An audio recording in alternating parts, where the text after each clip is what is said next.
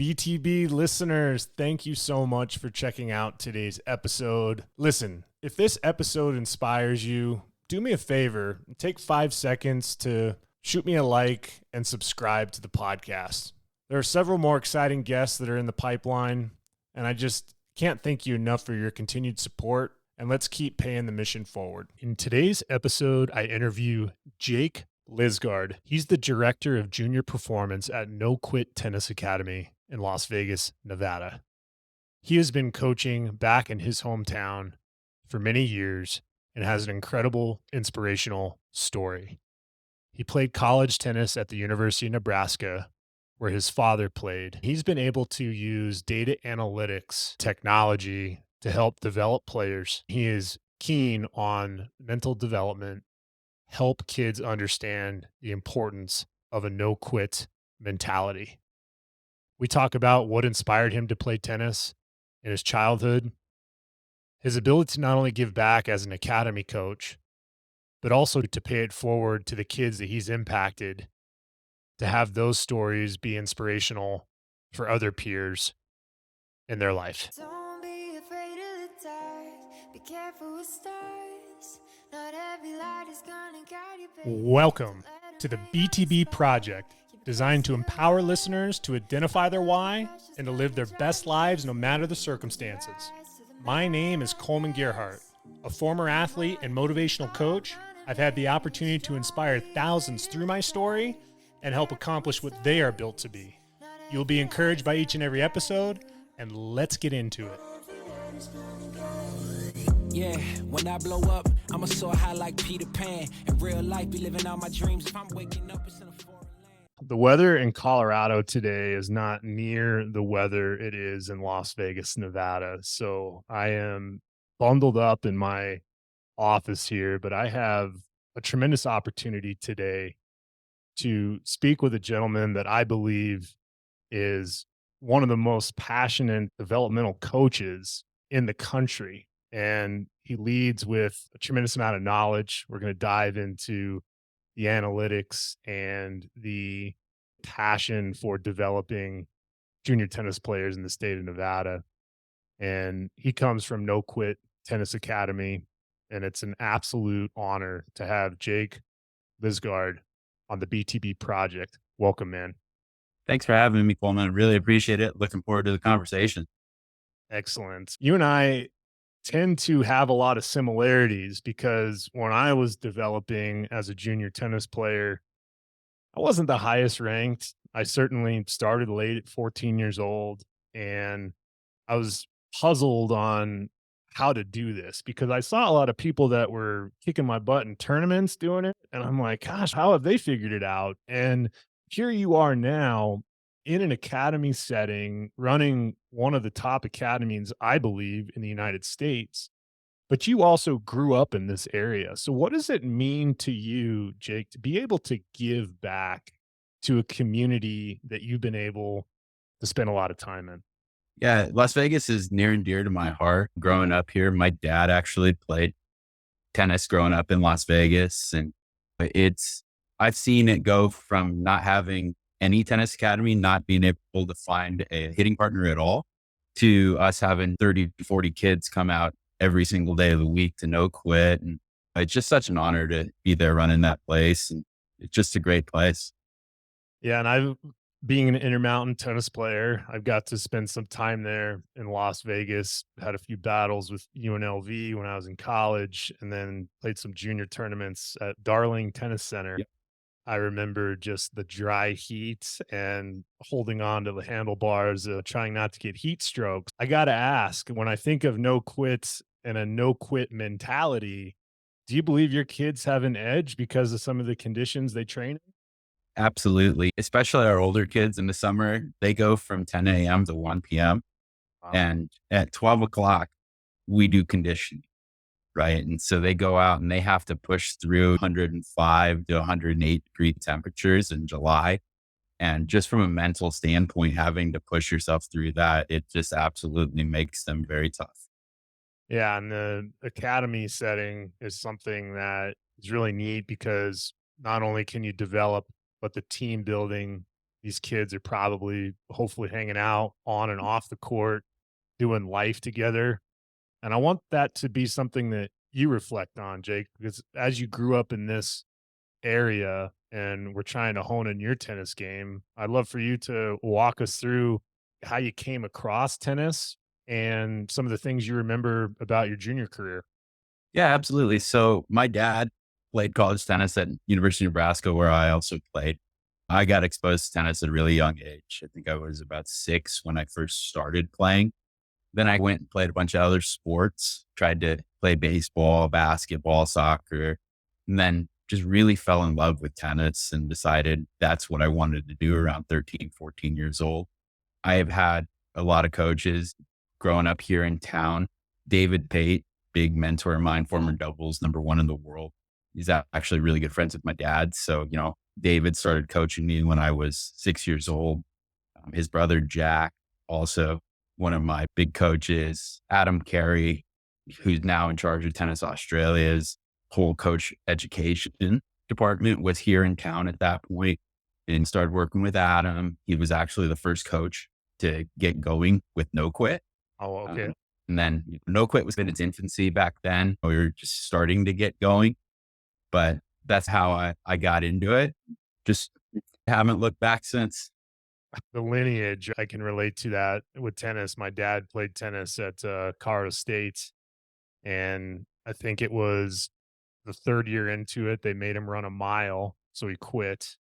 My uncle, he played tennis at U of A and was an architect, and he had to make a tough decision 2 years in to either be full-time in the architecture school or quit tennis, and he decided to quit. But what's really cool is I have this picture in my office of my grandparents, and they were tennis bums too. So they're on a grass court wearing clothes that if you were wearing that in the middle of Las Vegas in summer, you'd be sweating it out pretty good. Oh, for But sure. nice dress and just the elegance of the game that in Absolutely. grass courts. To know that this sport has meant a lot to you and your family, and then to go to college where your dad laid some grassroots. What did it mean to you after everything you did as a junior to walk onto that campus in Lincoln and know that you were about to embark on carrying on a legacy like your dad had? Yeah, for me, it was one of the proudest moments of my life, actually, getting to something that I dreamed of since I was a little kid. I always said I wanted to play college tennis there. And when it became a reality, it was almost surreal walking into a place like that cares so much about their athletics. The facilities were not even close to what they are now, but they were still some of the best facilities I'd seen. And just getting to go through some of the off court stuff with the sports psychology, with the weightlifting and all of that, it was just an incredible experience. Now, I know you said before we hopped on, you were there a couple years, and I just knowing your background with your junior career before we hopped on, I talked about I was never recruited. I never actually competed in the state championships in high school. I always got knocked out in regionals. But at some point in my development, I was able to, I would almost call it, I hacked the system where I made this jump during a gap year, losing 100 pounds between 17 and 18 years old. Had two coaches from Poland out the Wigwam in Arizona, and just I grinded. Now, when it comes to your development and being able to play at Nebraska, did you find yourself being in a similar situation where you felt like you were the underdog, either trying to make the team or break the top six? I just would love for you to share how Yeah. was it trying to compete for that team, man? Yeah, absolutely. Coming out of high school, I was actually a 1-star recruit. Wasn't probably the best player on our team, right? Actually, when I first reached out to the head coach in Nebraska, he told me, I don't think I have a spot for you. And this is somebody I'd known for a long time. Him and my dad actually played college tennis together, so it broke me for a little while. Wow.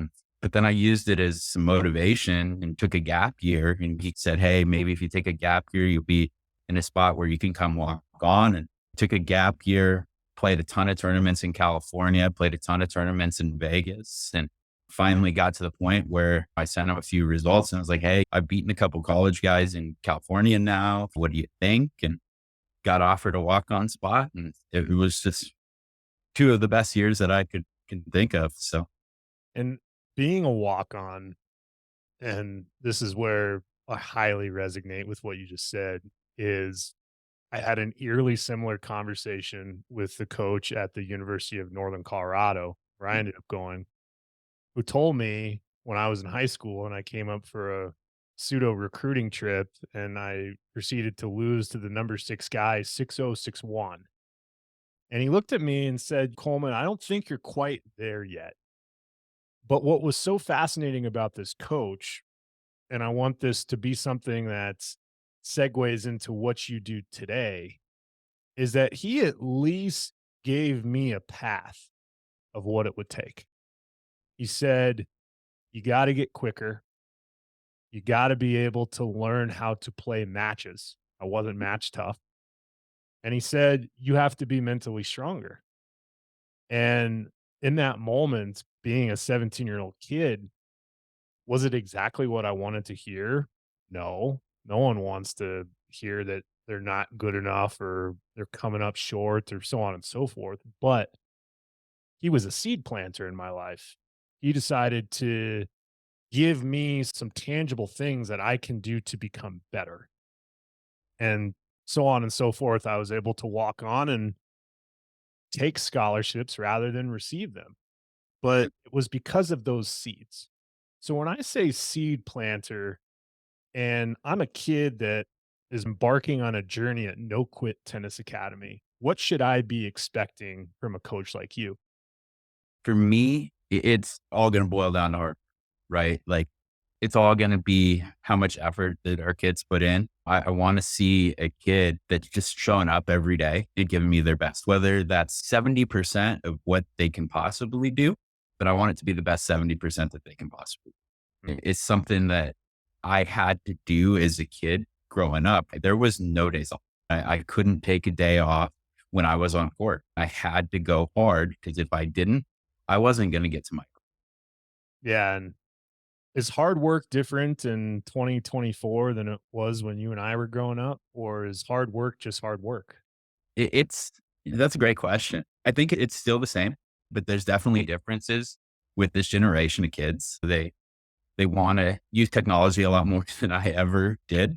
It's something that we're trying at No Quit now to incorporate a little bit. We do a mental training session on Wednesdays before practice every week. And one of the things that we've started doing is showing some videos and things like that. And it seems to definitely help the mental side of it. And I've noticed from a personal perspective, just even recording a kid's practice and having them look, this is what your footwork looks like. But you hear me telling you, oh, you're not moving your feet as hard as you can. When you see it and you're like, whoa, I actually was not giving them the effort there. It's a lot different than what I had access to. Yeah, and I know that you're huge into analytics and technology. So it's funny how we're talking about how technology can be used against kids, whether it's they're on their phone looking at social media, Sure. distracted, comparing, maybe deflating their spirit before they even hit the court. But on the other end of that, you're here using a nice platform like Dartfish to where you're able to really hone in on a kid's game to have them, if they're more of a visual learner, they can see what's happening. I'd love for you to touch on what technology and analytics means to you in developing tennis players. Yeah, for sure. It's just something that's the last couple of years that I've been doing. I took a course through Tennis Analytics, the company that goes down and shoots the Orange Bowl every year Yep. with the video and does analytic work for that. It was something that I was very interested in because I can take a match, I can remove all the in between point time and just have the points for the kids. So I can send them a 20-minute video of a 2-hour match. Seems like they're a lot more likely to watch that than sit there for 2 hours and watch a match. One of the things that I've also done for some players is anytime their balance isn't great on the court, right? I can go and I can take that out of a video and kind of look at that and help them out with that. It's completely customizable software. And I use it on court too, right? From a technical perspective, I can go and measure angles of e-bend and things like that. It's definitely elevated my coaching. Yeah, and when it comes to the margin of this game, the margin's so razor thin at the highest level. So something like a knee bend or balance or off balance, Yep. it all comes to life when you're in these intense matches because Mhm. you just don't have that much room for error. And it makes me think about when I first started coaching, I had a mentor of mine who's out in Redding, California, who was tied to this company called tennisplayer.net. And it was the first of its time to where it was slow motion videos of the pros. And you could watch, like, you could look up Roger Federer backhand and it would show you all these different slow motion shots. And you would just almost try to replicate some of the body position, the head still, where's the Yep. racket, like all those things. And it's really cool that you're able to take a technology platform that's even more sophisticated to give that feedback to a kid, because you and I both know that kids in 2024, I think they're more cerebral than ever. They're aware of a lot of different stuff. And you give them Absolutely. the right stuff to be aware of, they will take it and run with it if they're a teachable spirit. So when I say that, I would love for you to maybe compare and contrast with your coaching. What was it like implementing the analytics and technology now compared to when you didn't have it just a few years ago? Implementing it was a little tough sell actually to the kids. A lot of them, some high level juniors that I have, didn't want to watch themselves play. They knew what was going on and this and that. I just was very persistent and just, guys, look, we've got to find little ways to get better and look for ways. And one of the ways was dartfish, right? Going and showing the players, right? Luckily, I've got Tim Blinkiron at the tennis academy, right? Spent the last couple years with Jeannie Bouchard on tour. And one of the first things he actually did for Jeannie was found an old match of hers and showed her some of the things that he was going to work on. And she sat there for 15 minutes looking at this video. And I could show the kids, look, this is one of the best players in the world. She's been in multiple Grand Slam finals. She's looking for that area to improve. This is what she's willing to do. I think it's completely applicable to you guys. Yeah. And it's always the trump card where you can put that down as, hey, here's a pro who's doing this. Here's their results. Now listen, right?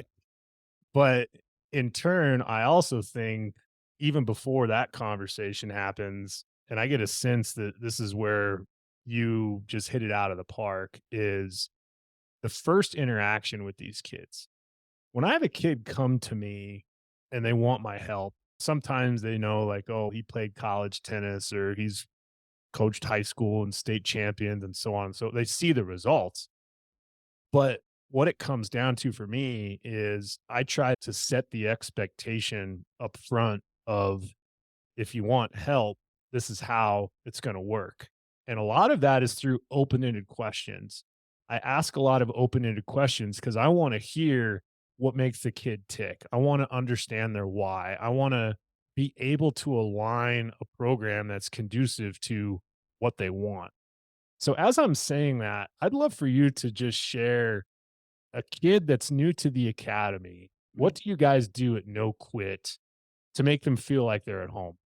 So the first thing we do is I actually have them come out in front of the entire group. I introduce them. I tell them this is the only time I'm ever going to embarrass you, right? I'm going to pull you out in front of everybody, and then it's never going to happen again. And we have a really good mentorship program with our older kids. So the first day a kid's at the academy, we're always grabbing another older kid that's been in the program for a long time. And we're saying, hey, look, you are responsible for this kid today. You are responsible for making sure they have a good time. You're making sure everything's going well with them. And then we let the kids take the reins there. We're really not trying to force it with them. And it's worked out incredibly well for us. I love the mentorship piece. One of the things that I've been trying to do more of is kids that have been able to work with me, especially in a high school setting. So I'll see these kids for 4 years, start with them as a freshman, then they'll graduate.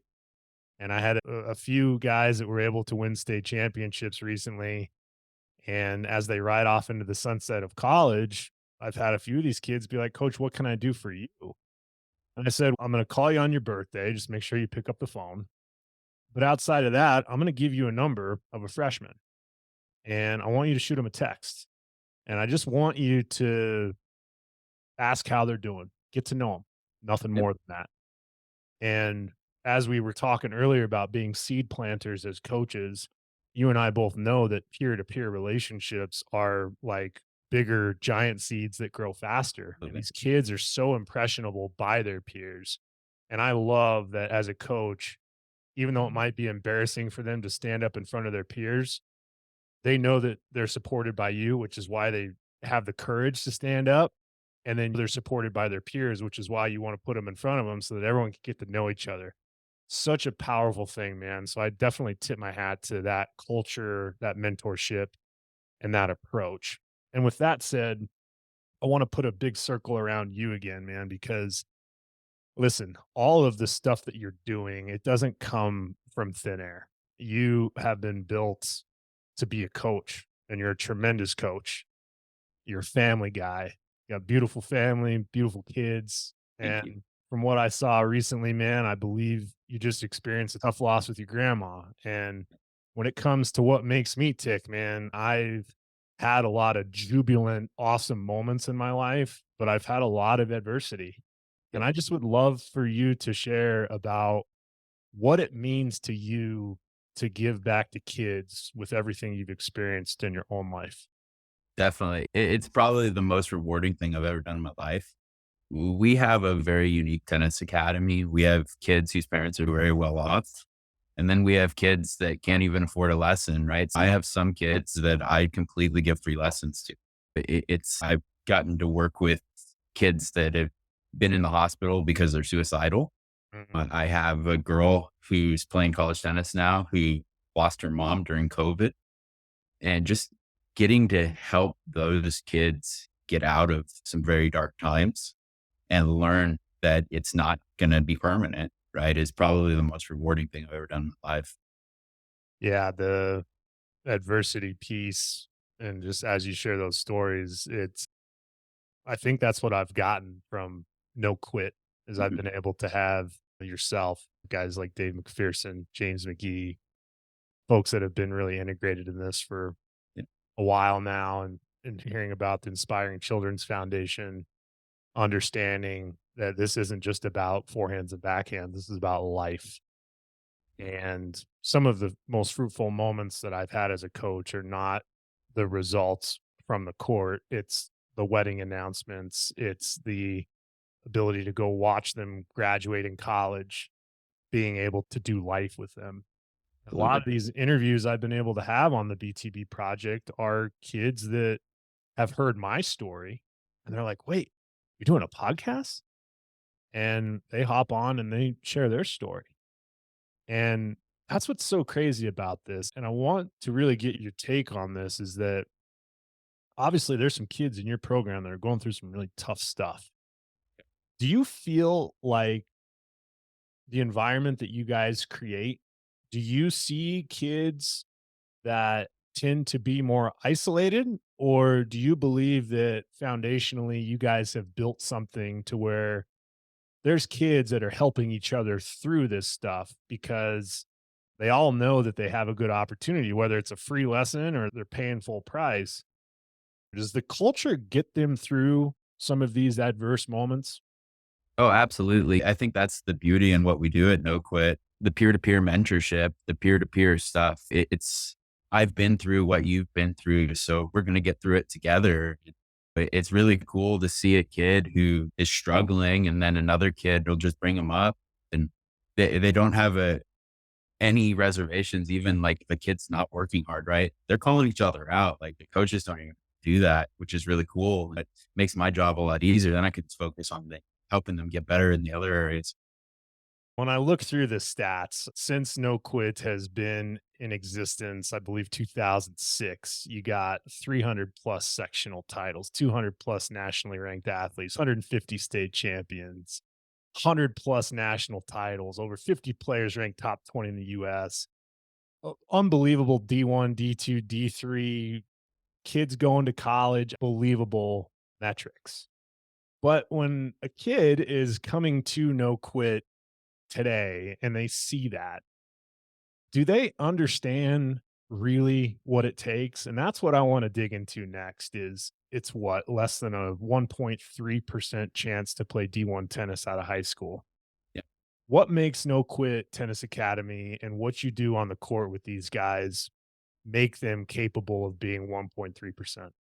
For us, it's gotten me fired as a tennis coach before.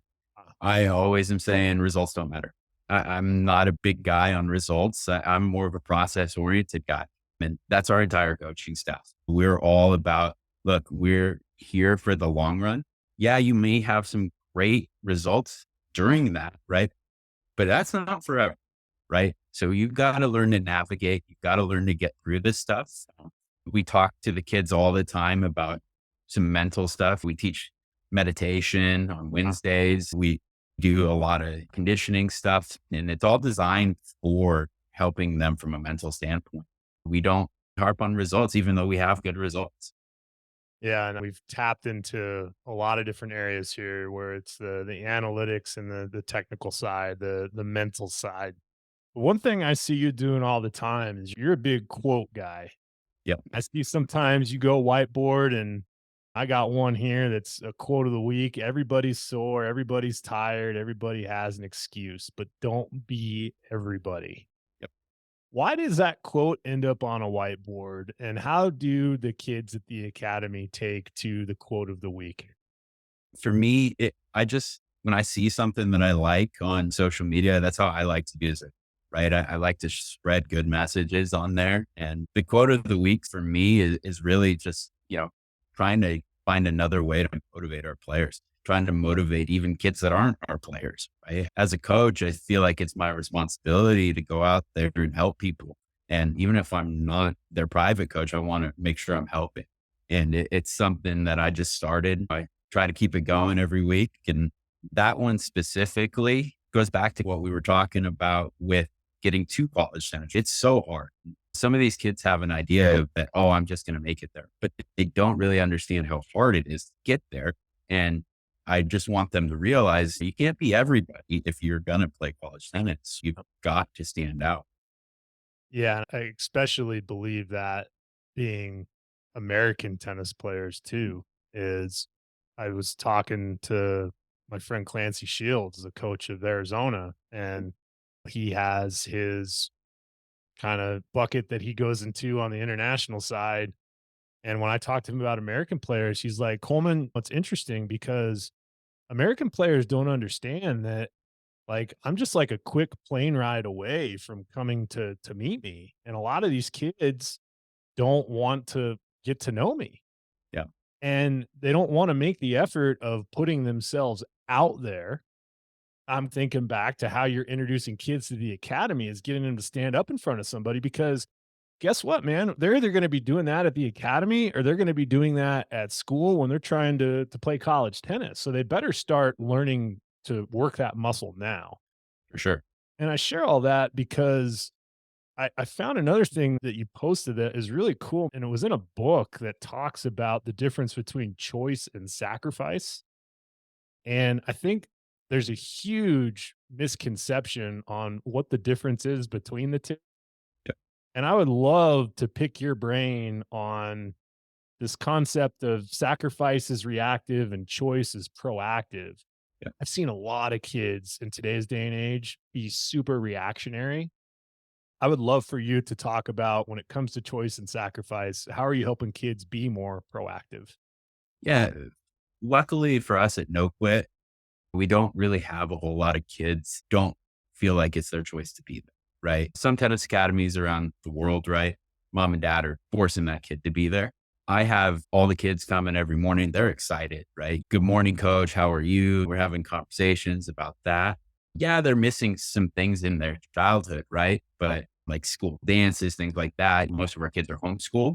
Yeah. And But that's a choice that they've made. And that's why we also don't like to have the younger kids, right? We want them to have that experience of school so they don't feel like they're sacrificing everything in their childhood. And for me, the whole idea of choice comes down to how much you want to do it. If you want to do it, you're going to be there. You're going to enjoy it. If it feels like it's a sacrifice, it's just not enjoyable. And I want kids training at the academy that they're just enjoying because it's hard. They say, I came across this the other day with a guy like David Goggins, embrace the suck, and some of his story and what he's been through, and people trying to extract from him, like, what does it take to do these things that you've done? And it makes me reflect a lot about choice and sacrifice.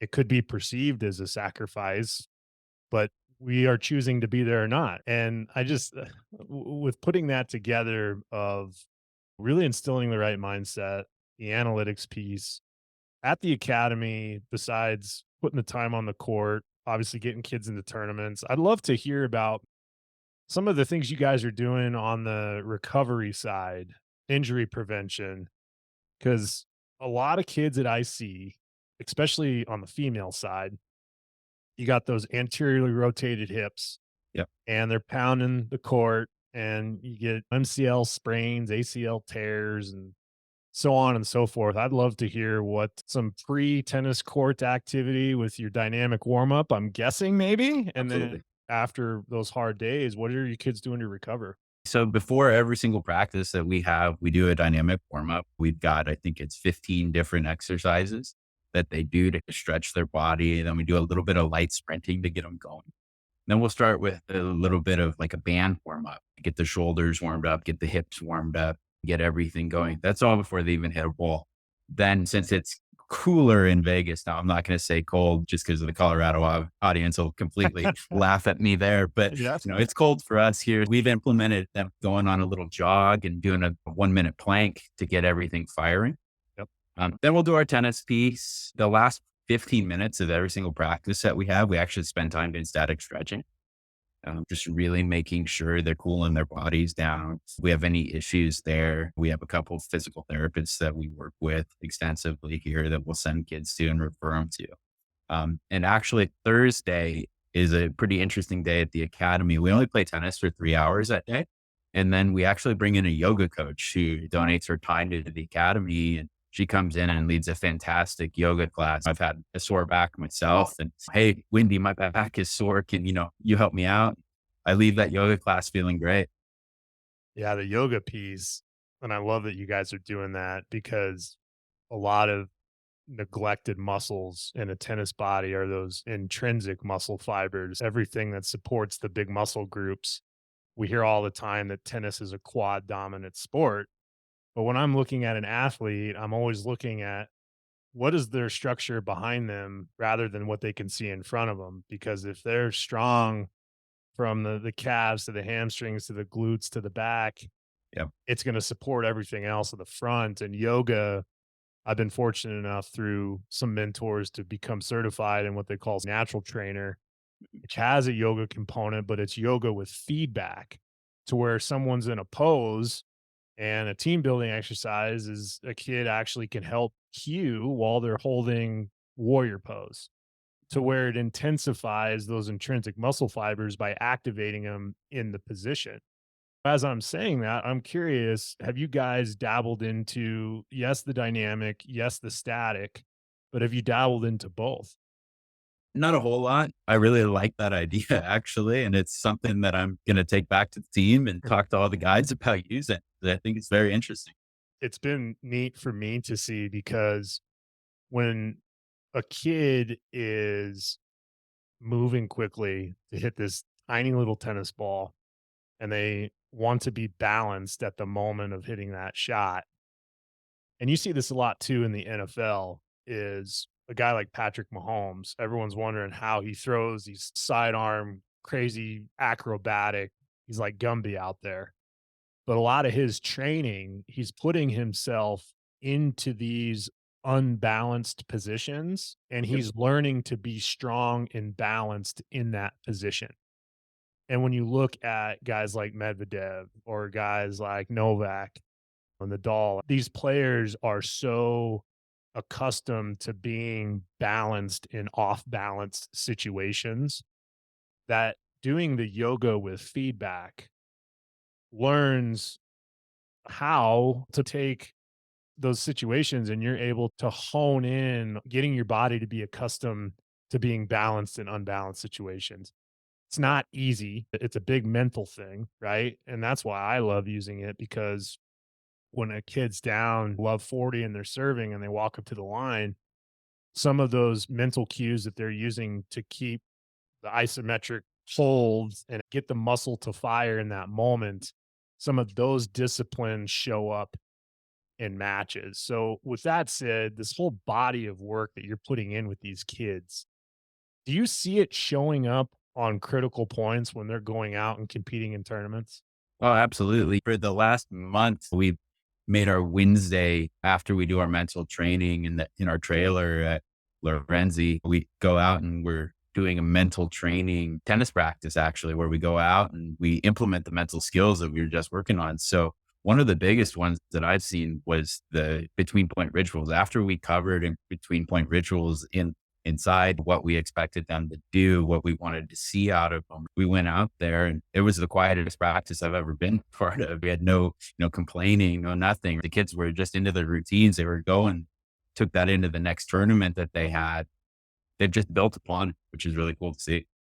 And obviously, you've been teaching tennis for a while, ever since you left Lincoln, and you're doing it in a place that means a lot to you. I'd love for you to touch on with the listeners, what's the future hold for you, man? What is the goal for you as a coach as you continue to do this?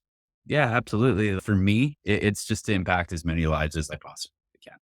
It doesn't matter to me if I have a kid that wants to go and play a low level of college tennis, or if I have a kid that wants to play a high level of college tennis. I just want to be there and help support that kid, just because I know how rewarding that process is. I know how great it is. And I just truly enjoy being around all these people. Luckily, we're in a spot in Las Vegas where people would probably not call it the nicest area, but I love it because there's so much grit that comes out of this area. We just have so many kids from the neighborhood that would not have had the opportunity to go to college even, that come through the program. And whether they play college tennis or not, they end up going to college. They end up, bettering their lives. And to me, that's really what I want to do the rest of my life. When it comes to that mission and the lives you've been able to impact, I know that you don't like talking about results, but let's just be real here for a second. I'd love for you to share maybe a story or two of kids that you've come across. And maybe it's just this moment of when you first met him to how it ended.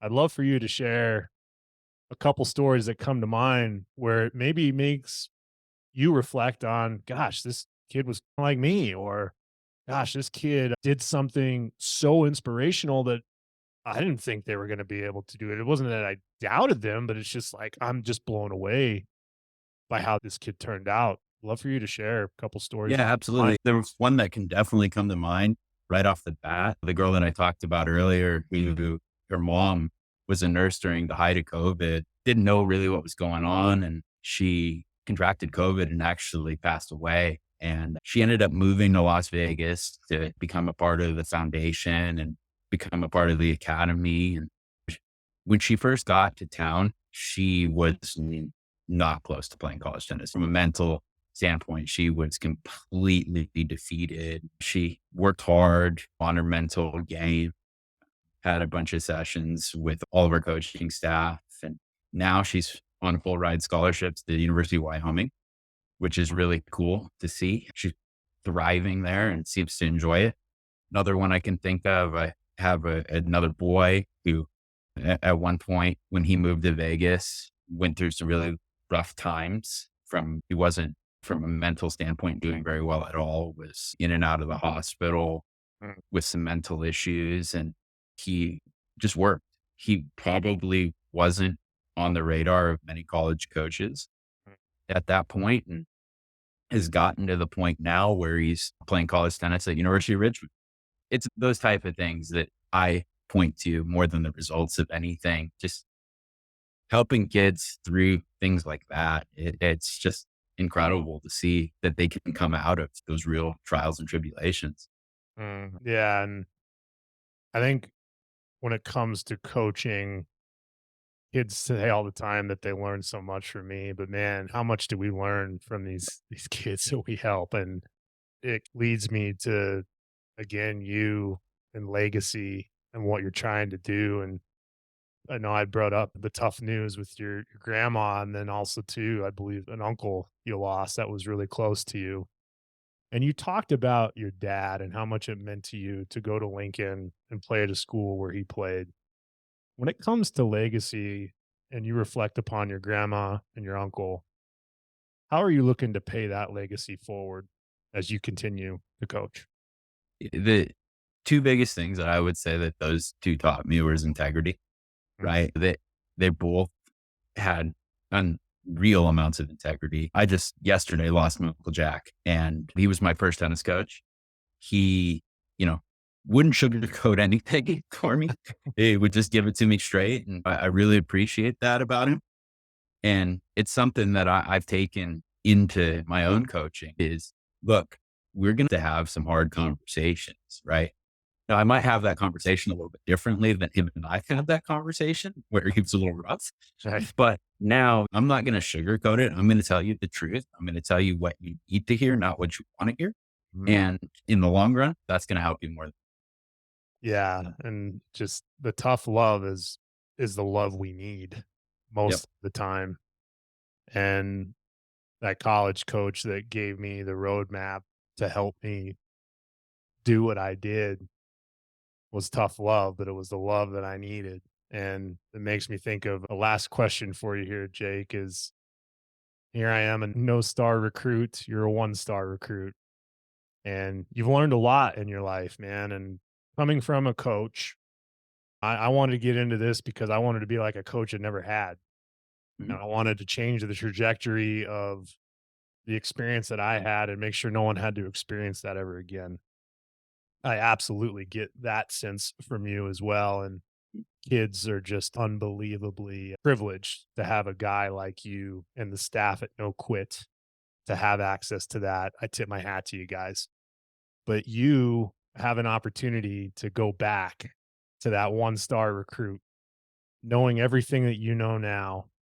You take that Jake down to a little coffee shop there in Nevada and you just talk to him and you get an opportunity to give him some words of wisdom based off of what you've learned to this point. I would love some of the advice that you'd give your 16, 17-year-old self, Jake, knowing what you know now. Do the work because it's going to be worth it in the end.